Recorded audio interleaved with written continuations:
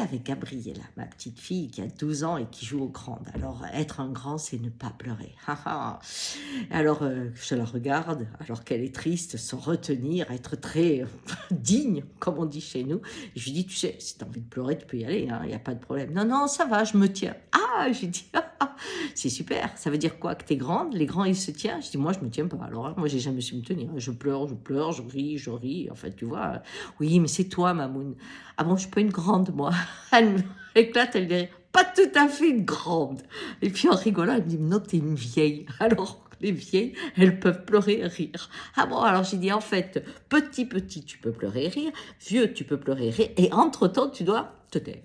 Avoir le visage de celui qui contrôle tout.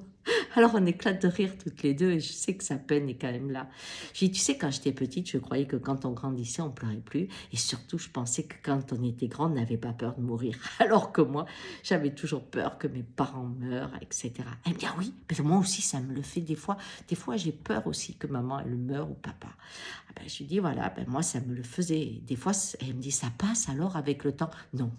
Quoi? Elle me dit, ça passe pas quand on est grand, on a toujours peur de mourir. Oui. Je dis, on a peur à deux niveaux.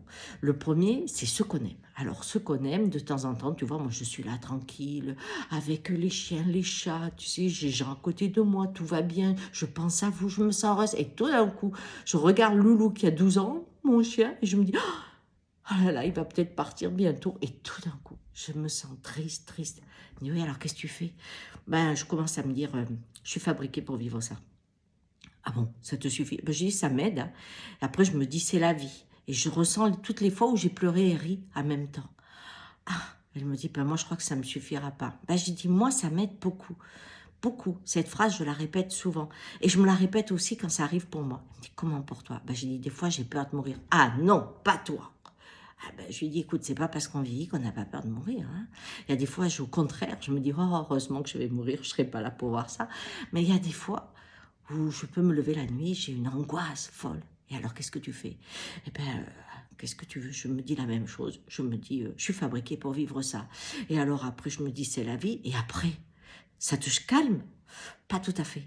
Alors, qu'est-ce que tu fais? Ben, je pense à ce moment-là, quand j'ai plongé la première fois, tu vois, je devais avoir ton âge, on était à la rivière et puis on devait sauter de très très haut, tu sais. Et j'avais une peur, mais j'avais une peur, tu t'imagines pas. Alors, j'étais là et j'ai glissé et paf, j'ai sauté et c'était super. Alors je me suis dit, ben la mort c'est pareil, t'as le vent qui arrive, il te pousse, paf, tu tombes et là tu te rends compte que c'était super, tu passes à autre chose. Parce qu'on est fabriqué pour vivre ça, on est fabriqué pour sauter dans le vide et aller ailleurs. Ah bon? Elle me dit, ouais, c'est pour ça que je me le dis tout le temps. Et puis tu sais, ma chérie, tant que tu as peur de perdre quelqu'un, c'est que tu l'aimes. Tant que tu as peur de mourir, c'est que tu aimes la vie. Alors, des fois, c'est un bon signe, non? Ciao.